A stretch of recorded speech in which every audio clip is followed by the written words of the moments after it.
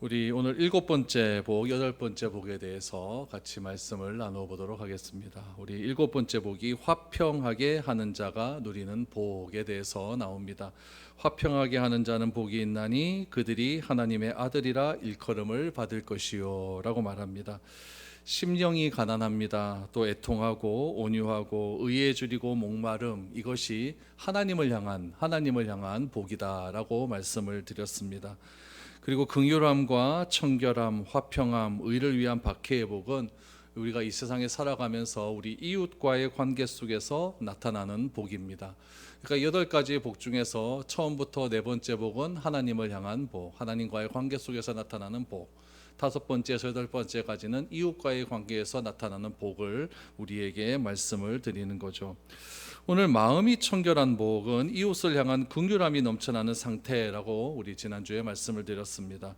그렇다면 화평하게 하는 것이라고 하는 것, 화평하게 하는 것은 관계적인 성품 아니겠습니까? 그러니까 오늘날 우리가 살아가는 시대가 갈등의 시대이지 않습니까? 세대와 세대 사이에 또 정치적인 신념으로 인한 갈등, 또 다른 사람과의 관계, 또 성별의 관계, 가진 자와 그렇지 못한 사이의 갈등, 굉장히 갈등이 심화되고 있는 그런 시대를 살아가고 있습니다. 2021년 국가별 사회 갈등 지표라고 하는 그런 통계 자료가 있습니다. 2021년에 나와서 조금 오래된 거긴 하지만은 2021년 사회에 나타난 그 국가적 갈등 지표를 보니까 1위가 갈등이 가장 심한 나라가 미국입니다. 2등이 우리나라예요. 그러니까 우리나라 갈등 지표가 꽤 심하다라는 것을 알 수가 있는 것이죠. 그러니까 이 갈등이 사회 여러 곳에서 등장하기 때문에 갈등 해소를 위한 다양한 노력들이 굉장히 많이 있다라는 것을 알 수가 있습니다. 그럼 그 갈등이 여러분 교회는 어떨까요? 교회도 갈등이 있을까요? 없을까요? 무지하게 많습니다. 교회도 갈등이. 참 교회는 여러분 십자가를 외치고 겸손을 외치고 사랑을 외치는 그런 공동체이지만 교회 안에서도 이 여러 가지 갈등의 벽을 넘지 못하는 그런 안타까운 현실에 우리가 직면하고 있는 겁니다. 이런 교회를 향하여 주님께서는 뭐라고 하시느냐? 화평케 하는 자가 복이 있다라고 말을 합니다. 그럼 이 화평이라고 하는 말의 의미를 먼저 알아야 되는 것이겠죠. 이 화평이라고 하는 말, 평화라고 하는 말의 헬라어가 뭐냐면은 에이레네를 화평, 평화라고 이야기를 해요. 만드는 사람이라고 하는 헬라어가 뭐냐면은 포에이오라고 해요. 포에이오. 그래서 이 에이레네와 포에이오를 합친 말이 화평을 만드는 자라고 하는데 에이레오 포네이오스라고 이야기합니다. 그래서 이 화평케 하는 자라고 하는 것은 화평을 만드는 자라는 뜻이겠죠. 영어로는 여러분 많이 들어봤을 거예요. 피스메이커 많이 들어보셨죠. 그래서 화평케 하는 자라고 하는 것은 평화를 만드는 사람, 화평을 만드는 사람이라고 하는 의미가 담겨져 있는 겁니다. 갈등을 조정하는 것이 아니라 그 갈등의 해결점을 제시하는 사람이 뭐가 있다? 복이 있다라고 말씀을 하고 있는 것이죠. 그럼 여러분 평화를 만든다라고 하는 말을 다른 의미로 하면 화해시키는 사람 아니겠습니까? 그렇다면 어떻게 하면 이 평화를 만들고 화해를 시키는 사람이 되어서 우리가 복이 있는 사람이 되고 이 복이 있는 사람의 복을 뭐라고 이야기합니까? 천국이 그들의 것입니다 라고 이야기했으니까 천국은 뭐가 없다? 갈등이 없는 사회다, 갈등이 없는 나라다라는 것을 알 수가 있는 것이죠. 그래서 우리 공동체 안에도 우리 교회 안에도 이 갈등이 없다라고 하면 이 모임이 뭐가 될 수가 있는 겁니까? 천국이 될 수가 있는 거예요. 가정 가운데 갈등이 없다면 가정 안에서도 천국을 이룰 수가 있는 것이고, 여러분 직장 가운데서도 갈등이 없다 그러면 직장이 천국이 될 수가 있다라는 것을 우리가 알게 됩니다. 그렇다면 우리 그리스도인은 이 피스메이커, 화평을 만드는 사람, 평화를 만드는 사람이 되어야 된다라고 하는데, 이 평화를 어떻게 우리가 만들 수 있을까요? 화평케 하는 사람은 여러분 평화가 스스로 오기를 기다리는 소극적인 그런 자세를 말하지는 않습니다. 이렇게 만들어진 평화가 깨지지 않도록 조심하게 하는 것, 그것도 여러분 평화를 만드는 사람의 참된 태도는 아닙니다. 평화가 오기가 어렵다라고 단념하는 사람, 이런 사람도 화평케 하는 사람은 아니라는 이야기죠. 화평하게 하기 위해서는 뭘 하느냐? 화해를 위한 적극적인 노력을 하는 사람이 화평케 하는 사람이다라는 이야기예요. 유대인들은 사람을 만날 때 어떻게 인사한다 그랬죠? 샬롬. 이거는 히브리어인데 히브리어는 샬롬. 그렇죠?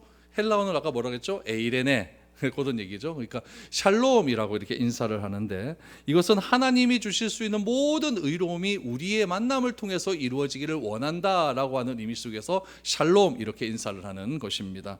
그러므로 화평케 하는 사람이 만들어내는 평화는요, 이건 절대적인 조건이에요. 하나님이 주시는 의가 있어요. 하나님의 사랑이 있고, 그 사랑 안에서 이루어지는 평화예요.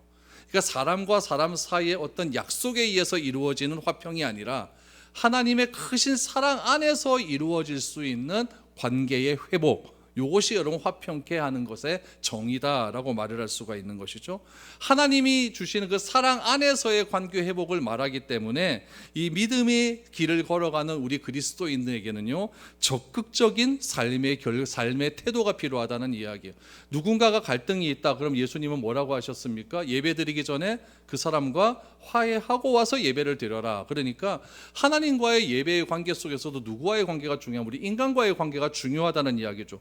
그 관계가 깨어진 상태에서 하나님께 예배 드려봐야 별 의미가 없다라고 이렇게 말씀을 해주고 있는 겁니다. 그렇다면 여러분, 화평하지 않고 갈등이 있는 상태의 근원은 뭘까요? 죄라는 이야기예요. 그러면 여러분이 죄의 근원을 도려내야만 이 화평함이 이루어질 수가 있는데, 이 죄라고 하는 것을 우리 사람이 쉽게 여러분 인정을 할까요? 안 할까요? 안 합니다. 죽어도 자기 잘못은 없는 거예요. 다 남 탓을 하죠. 그래서 이 죄를 도려내고자 하는 아픔이 휴반될 때, 아픔이 동반될 때에 우리 가운데 진정한 화해가 이루어질 수 있다라는 이야기죠. 그러므로 이미 화평의 이 복은요, 어떤 복과 만나게 되면은 세 번째 복이 뭐가 있죠? 온유한 자 복이 있나니 그가 하나님의 아들이라 일컬음을 받는다 하지 않습니까? 그러니까 이 화평은 온유함과 연결이 되는 겁니다. 내가 온유해질 때 진정한 화해가 이루어질 수가 있는 것이고, 그 화해 속에서 우리가 화평함의 은혜가 우리 가운데 넘쳐나게 됩니다. 그래서 이 화평을 생각할 때 죄를 도려내야 된다라고 말씀을 드렸는데, 이 화평을 할 때 죄를 도려낸다고 한다면 우리 죄의 문제가 해결하기 위해서는 항상 누가 생각이 나야 될까요? 그리스도의 십자가가 생각이 나야 되는 거예요. 우리 에베소에서도 보면은 예수님은 십자가를 통해서 둘로 나뉘어진 막혔던 담이 허물어졌다라고 말하지 않습니까? 에베소서에 말하는 둘로 나뉘었던 그 담은 유대인과 이방인 사이의 갈등이에요. 그 유대인과 이방인 사이의 갈등이 그리스도의 십자가의 은혜를 통해서 다 무너짐을 통하여서 이제 교회 안에서는 하나님의 사랑을 받는 조건에 있어서 유대인과 이방인 사이에 차이가 없음을 선언한 것이죠. 그러니까 화평은 십자가의 은혜가 아니고서는 절대 이루어질 수가 없는 그런 관계라고 말을 할 수가 있는 겁니다. 여러분, 예수님께서 십자가의 은혜, 십자가를 지시면서 우리에게 화평을 선물로 주셨다고 한다면 십자가를 지심의 그 고통이 심했다는 것을 알 수가 있죠. 제가 조금 전에도 말씀드렸다시피 이 화평을 우리가 이루어지기 위해서는 죄를 도려내는 아픔이 필요하다고 하지 않습니까?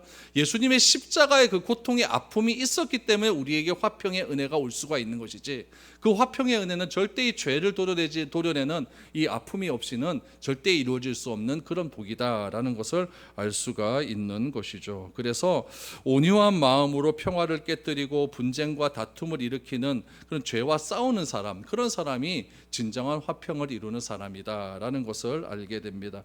여러분, 이것이 쉬운 일은 아니에요. 왜냐하면 나를 죽이는 일이기 때문에 그렇죠. 우리 오전 예배도 말씀을 드렸지만 참된 그리스도인은 나 중심적 삶에서 누구 중심적 삶으로? 예수님 중심적 삶으로 옮겨져 간 사람이라고 그랬죠.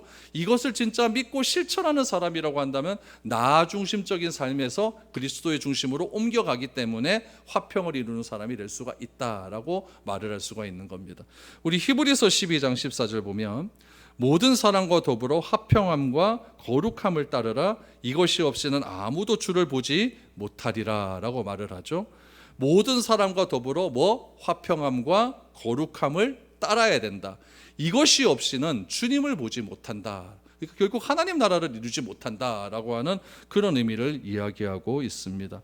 그러니까 여러분 보세요. 여섯 번째 복이 뭐였죠? 청결한 자의 복이었죠. 마음이 청결한 자는 복이 있나니 어떻게 된다? 하나님을 본다라고 말하지 않습니까? 그 하나님을 보는 그런 마음으로 뭐가 이루어집니까? 화평함이 이루어지는 것. 하나님의 마음으로 화평함을 이루어서 우리가 천국을 이루어 나가는 것, 경험해 나갈 수 있는 것, 그것을 예수님께서는 말씀하고 있는 것이죠. 그러니까 우리가 주님을 만나보지 못한다라고 하는 것은 우리 마음 가운데 청결함이 없는 것이고 우리 마음 가운데 화평함이 없기 때문에 주님을 경험할 수가 없는 것입니다. 이런 일들이 여러분 요한복음에 보면 좀 나타나요. 요한복음 14장 9절을 보시죠. 예수께서 이르시되 빌립아 내가 이렇게 오래 너희와 함께 있으되 내가 나를 알지 못하느냐 나를 본 자는 아버지를 보았거늘 어찌하여 아버지를 보리라 하느냐라고 이야기를 했죠. 빌립이 예수님께 말하잖아요. 나도 아버지를 좀 보고 싶습니다. 그랬더니 예수님께서 책망하시는 장면이 나와요. 나를 보면은 자는 아버지를 보았거늘 왜 자꾸 아버지를 보여달라고 말을 하느냐라고 이야기하죠. 왜 예수님께서 이런 말씀을 하셨을까요? 가장 기본적인 답은요, 예수님이 하나님이기 때문에 그런 것 아니냐라고 말을 할 수가 있어요. 그런데 요거를 그대로 우리가 그 말씀을 보고 있던 이 팔복에 대입을 하면은 예수님은 어떤 마음을 소유했다? 청결한 마음을 소유하기 때문에 예수님은 하나님을 볼 수가 있는 것입니다. 예수님은 청결함의 최극상이거든요. 청결함의 본질이거든요. 그러니까 예수님은 청결한 마음을 가졌기 때문에 예수님 자체가 하나님이 될 수가 있는 것이겠죠. 그래서 예수님은 마음이 청결하신 분이시며 그 마음 가운데 하나님의 거룩함으로 가득 차 있다고 한다면 우리 아까 히브리서에서 말한 것처럼 모든 사람과 더불어 화평함과 거룩함을 이루라. 그러면 여러분 하나님을 볼 수 있다라고 말씀한 것이 그대로 적용이 될 수 있다라는 것입니다.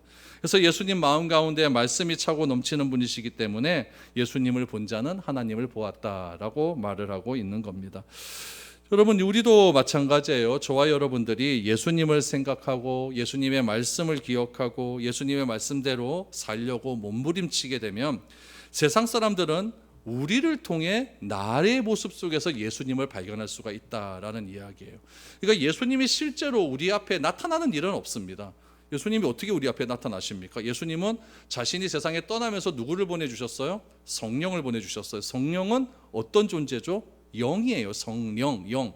예수님은 육으로 이 땅에 오신 하나님이고 성령은 영으로 이 땅에 오신 하나님 아닙니까? 영이기 때문에 우리 눈으로 보지 못한다는 거예요. 영이기 때문에 우리 눈으로 보지 못하지만 영이신 하나님이 나에게 들어오셨다, 내 마음 가운데 충만해져 있다고 한다면 그 영이신 하나님을 통해서 내가 예수님의 모습으로 드러날 수가 있는 거예요. 그럼 내 모습이 예수님의 모습이다, 그건 아닙니다. 나의 성품과 나의 행동과 내가 사람들을 대하는 그 태도를 통해서 예수님이 행하시는 그런 태도의 모습을 우리가 발견할 수 있게 된다라는 거죠. 다른 사람 나는 안 그래. 너는 왜 이렇게 손해보면서 사노? 내 마음속에 누가 있기 때문에? 예수님이 있기 때문에. 그러면서 예수님이 드러날 수가 있는 것이죠. 그래서 우리가 하나님을 드러내고 예수님을 드러내는 삶이라고 하는 것은 기존의 세상과 다른 태도, 다른 삶을, 다른 가치를 가지고 살아가는 삶, 그런 삶을 통해서 예수님의 가치를 드러낼 수가 있다라고 말을 할 수가 있는 것이죠. 우리가 살아가는 사회는요, 다양한 방법으로 이렇게 화평을 이루기 위해서 노력을 합니다. 우리나라 갈등 지수가 세계 2위라 그랬죠. 그러면 우리 정부에서도 이걸 알까요, 모를까요? 알아요. 알기 때문에 이 갈등을 해소하려고 굉장히 노력을 많이 하겠죠. 2024년도에 발표한 사회적 갈등으로 인한 경제적 비용 분석표라는 게 있어요. 별걸 다 찾아봤습니다. 여기 보니까 2013년에서 2022년까지 10년 동안 이 사회적 갈등을 해소하기 위해서 우리나라가 쓴 돈이 얼마냐면은 233조입니다. 1년에 한 23조 정도 비용을 지출했어요. 꽤 많은 돈이 비용이 지출했죠. 그럼에도 사회적 갈등이 해소됩니까? 안 됩니까? 안 돼요, 안 돼요. 그러니까 사회의 어떤 정책이나 사회적인 어떤 비용을 투자해서 사회적인 방법으로는 갈등이 해소가 안 된다는 거예요. 그러니까 그럼 다른 방법을 써야 될 것 아닙니까? 그 방법이 무엇이냐? 예수님께서 말씀하시는 그 방법으로 말미암아 우리는 화평을 이룰 수 있다라는 이야기죠. 그러면 화평하게 하는 사람의 구체적인 태도는 무엇인가? 우리가 성경을 통해서 한 4가지로 살펴보면은 이런 삶을 살아가는 자들에게는 갈등이 좀 덜하게 나타난다라고 이야기를 할 수가 있어요. 첫 번째는 겸손입니다. 겸손한 삶을 살아가는 건 뭐냐면은 나를 드러내지 않는 삶이에요. 남을 세워주는 삶이겠죠. 그래서 겸손은 화평을 만들고 교만은 화평을 깨트린다는 사실만 명심하면 됩니다. 두 사람과의 관계 속에서 관계가 깨지는 것은 무엇이냐면 내 잘났다고 자꾸 이야기하면 깨지게 돼 있습니다. 상대방을 자꾸 세워주면 깨질 수가 없는 거죠. 나 높여주는 사람하고 왜 같이 살려고 하지? 나 높여주는 사람 싫다고 하는 사람이 세상에 어디 있겠습니까? 그래서 겸손함이 화평케 하는 사람의 1덕목이다. 두 번째는 무엇이냐면 존경입니다. 존경해줘야 됩니다. 우리 로마서 12장 10절을 보세요. 형제를 사랑하며 서로 우애하고 존경하기를 서로 먼저 하며 라고 했어요. 다른 사람이 나를 존경했기 때문에 내가 존경하는 것이 아니라 내가 먼저 존경해야 된다라고 이야기를 하죠. 타인을 향한 존경이 화평함을 이룹니다. 그럼 에베소서는 6장까지 있잖아요. 그렇죠? 1장부터 3장까지의 내용은 뭐냐면 우리의 구원이 어떻게 왔는가를 이야기해요. 그래서 우리에게는 태초에 하나님께서 우리를 선택하셨다라고 하는 것에서부터 우리의 구원이 출발을 합니다. 그래서 그 구원에 관한 여러 가지 논지를 에베소서 1장에서 3장까지 쫙 서술을 합니다. 그리고 4장부터 보면 뭐가 나오냐면, 5장 이후에 보면 뭐가 나오냐면요, 그럼 구원받은 자는 어떻게 살아야 되는가가 나와요. 첫 번째 관계가 뭐냐, 부부 관계가 나와요. 부부 관계 속에서 구원받은 사람은 어떻게 살아가야 되느냐? 여러분 정리하면 존경입니다. 서로가 서로를 존경해라. 두 번째 관계가 누구 나오냐면은 부모와 자식과의 관계가 나와요. 그 자식과의 관계에서도 구원받은 자는 뭐 해야 된다? 존경에 나와요. 존경. 세 번째 관계는 뭐냐면 주종 관계입니다. 주인과 노예, 상전의 관계, 그러니까 주인과 노예의 관계. 그러면 그 당시에 노예가 있기 때문에, 노예 제도가 있기 때문에 노예라고 나온 것이고, 오늘날에는 뭘까요? 직장 상사와의 관계입니다. 그 안에서도 결국에는 뭐냐면 존경입니다. 그런데 공통점이 하나 나와요. 부부와의 관계, 자식과의 관계, 주종 관계에서 다 이렇게 공통적으로 나오는 게 뭐냐면 주 안에서라는 거예요. 주 안에서. 그러니까 내 힘으로는 안 된다는 이야기예요. 아까 화평의 얘기가 하나님의 사랑 안에서 이루어지는 그런 관계라고 얘기하지 않았습니까? 주 안에서 서로를 향한 존경함이 있었을 때에 화평함이 이루어질 수 있다라는 이야기예요. 바울이 특별히 에베소서의 이 세 가지 관계를 특별히 이야기한 건 무엇이냐면은 이 세 가지 관계가 자꾸 깨트려지기 때문에 그렇습니다. 사회적 가장 근본을 이루는 이 관계가 자꾸 깨어지고 화평함이 없기 때문에 바울은 구원에 관한 이야기를 하고 구원 이후의 삶 속에서 우리 부부관계, 자녀와의 관계, 직장에서의 관계를 그렇게 뚜렷하게 이야기를 하고 있는 것이겠죠. 그래서 이 관계 속에서 필요한 것은 주 안에서 뭘 해라? 존경해라, 존경해라. 이것을 이야기합니다. 그래야만 화평, 평화가 올 수 있다. 세 번째는 언행입니다. 우리 잠언 15장 1절을 보시죠. 유순한 대답은 분노를 쉬게 하여도 과격한 말은 노를 격동하느니라 라고 이야기를 해요. 유순하다라고 하는 것은 부드러운 말이에요. 부드러운 말이고 부드러운 언행이 화평을 이루는 도구라고 한다면 반대로 과격하고 거친 언어는 화평을 깨트리는 도구입니다. 여러분 지역별로도 봐도 이렇게 말의 억양이 다르기 때문에 우리 대구 사람들, 우리 부산 사람 서로 이야기하는데 싸운다고 생각하지 않습니까? 또 위쪽 사람들은 뭐 부드럽게 이야기하는데, 그러니까 이 부드럽게 이야기하는 말, 이 과격하게 이야기하는 말, 이런 것들이 굉장히 중요한 것을 이야기하고 있는 것이죠. 오늘 우리가 살아가는 이 시대는 어땠느냐? 과거에 비해서 이 언어의 변화가 굉장히 변화되는 그런 시대를 살아가고 있어요. 요즘 서로 만나서 대화하기보다 뭘로 대화 많이 합니까? 카톡, 그렇죠? 카톡으로 대화를 많이 합니다. 저도 카톡으로 대화를 하다 보면 우리 집 애들하고 대화하다 보면 나는 쟤네들 말을 못 알아듣습니다. 뒤에 어미가 없어요. 그랬음. 뭐 이러면 해라 그러면 알았다 그렇게 하면 될 것 같은데 알았음. 뭐 내가 그러니까 이게 그냥 뭐 단답형이면 모르겠는데 이게 좀 길어지다 보면요, 얘 생각이 뭔지 모르겠어. 얘네들은 지 이야기를 안 해요. 그냥 알았음, 안 그렇음, 이걸로 다 끝나버리니까 얘가 말하고 싶고자 하는 의미가 도대체 뭔지 모르겠어요. 또 하나 뭐 대화로 많이 하면 댓글 뭐 하나 쓰면 하나 댓글 달지 않습니까? 댓글은 여러분 달 때 보면 익명성으로 달아요. 자기 이름이 안 밝힙니다. 그래서 네이버 같은 것도 댓글 달 때 보면 어떻게 다냐면요, 이름의 가운데가 별표가 들어가요. 서땡진 이렇게 나와요. 그래 버리면 그 사람은 난 누군지 모르는 거죠. 그러니까 막말이 막 떠나는 거죠. 내 이름이 감추어지기 때문에. 이름은 나 자신이라고 한다면 내 이름을 감추고 말을 하거든요. 그래 보면 말이 막 폭력적으로 나오고 굉장히 안 좋은 말로 이렇게 많이 나오게 되는 것이죠. 그러니까 여러분 이 무슨 말이냐면은 유순한 말, 뭐 분노한 말 다 중요해요. 그러나 여러분 분노의 말이라도 과격한 말이라도 서로 소통이 되면은 이해가 될 수가 있는 거예요. 그런데 아무리 유순한 말이라 할지라도 서로 소통이 안 되면은 이게 오해가 발생할 수가 있다라는 이야기죠. 그래서 중요한 말은 카톡으로 하지 마시고 말로 하십시오. 그래야 됩니다. 그래야 오해가 없습니다. 카톡이 무슨 감정이 있습니까? 뭐가 있습니까? 카톡은 나는 즐거운 마음으로 썼는데 이모티콘 안 찍었다고 싸우잖아요. 네, 우리 집은 그렇습니다.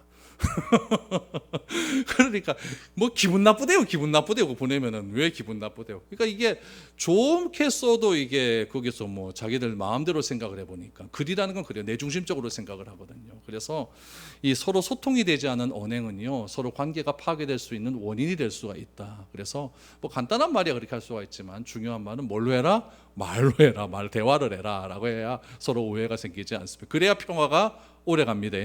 오래 갑니다. 네 번째는 뭐냐면은 기도입니다. 이게 제일 중요해요. 왜 그러냐면은 화평은 우리의 힘으로 되지가 않아요.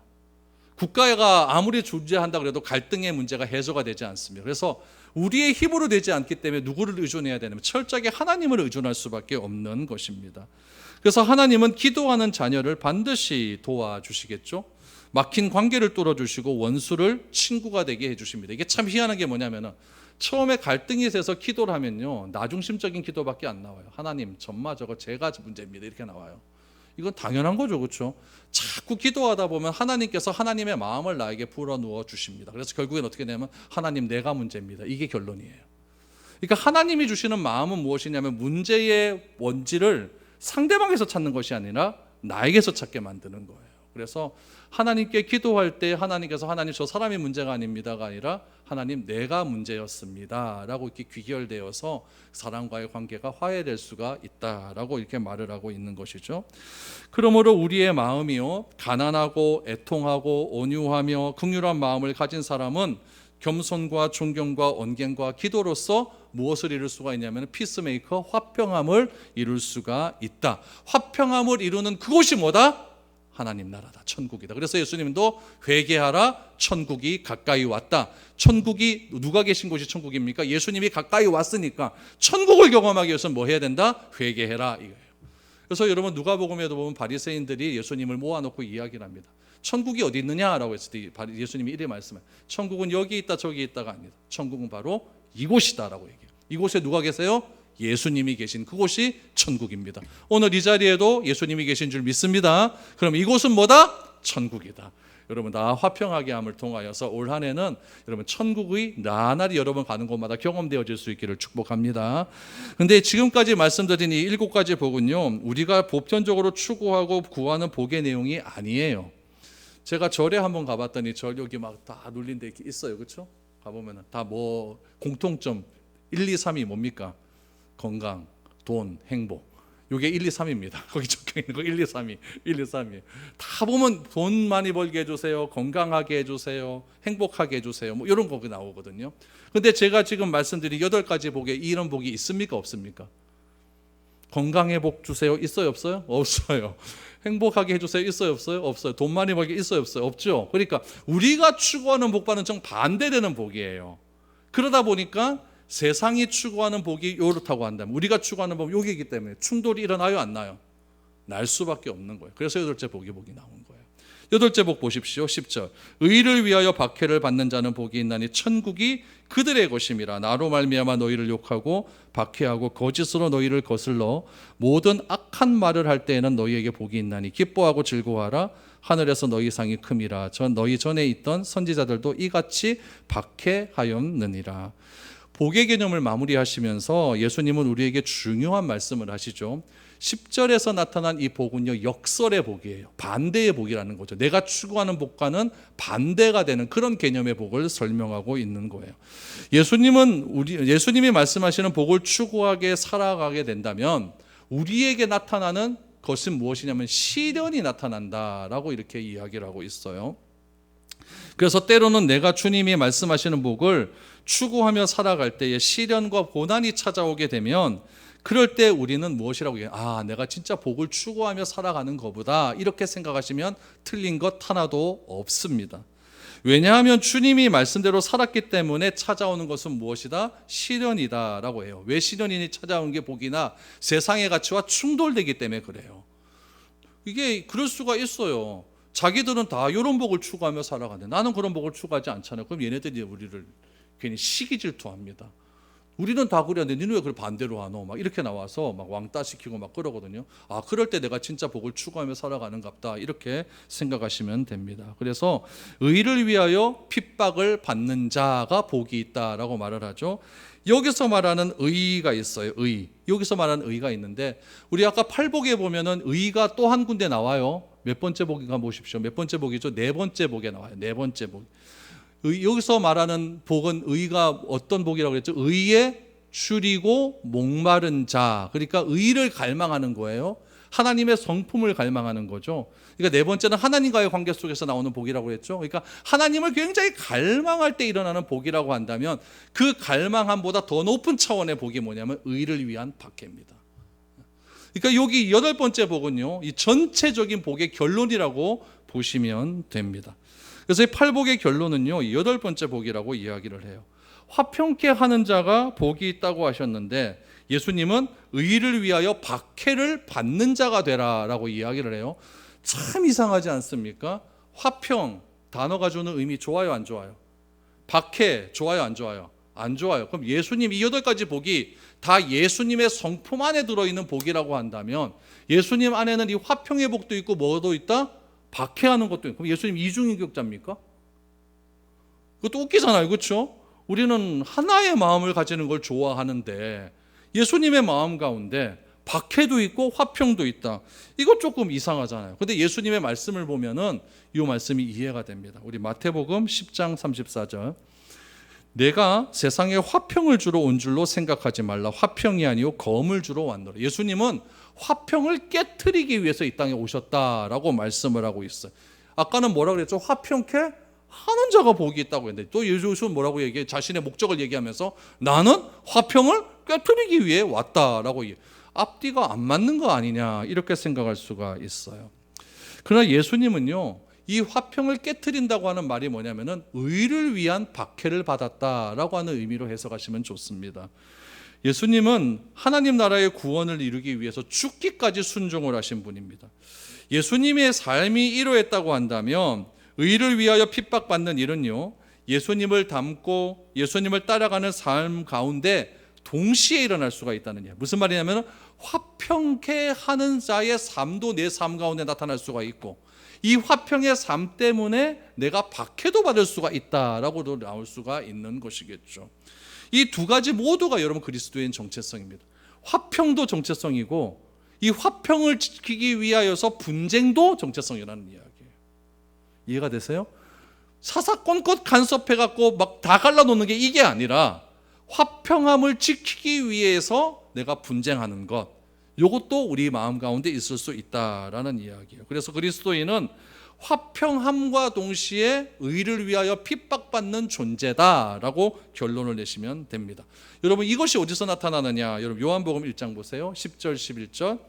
그가 세상에 계셨으며 세상은 그로 말미암아 지은 바 되었으되 세상이 그를 알지 못하였고 자기 땅에 오매 자기 백성이 영접하지 아니하였으나 그랬어요. 그가 세상에 계셨어요. 그가 누구예요? 예수님. 예수님이 세상에 계셨대. 세상이 그로 말미암아 지은 바 되었대요. 예수님 이 세상은 누가 창조하신 겁니까? 하나님이 창조하셨어요. 그런데 창조주 하나님을 세상이 안다 모른다? 몰랐다고 하잖아요. 세상이 그를 알지 못하고 자기 땅에 왔어요.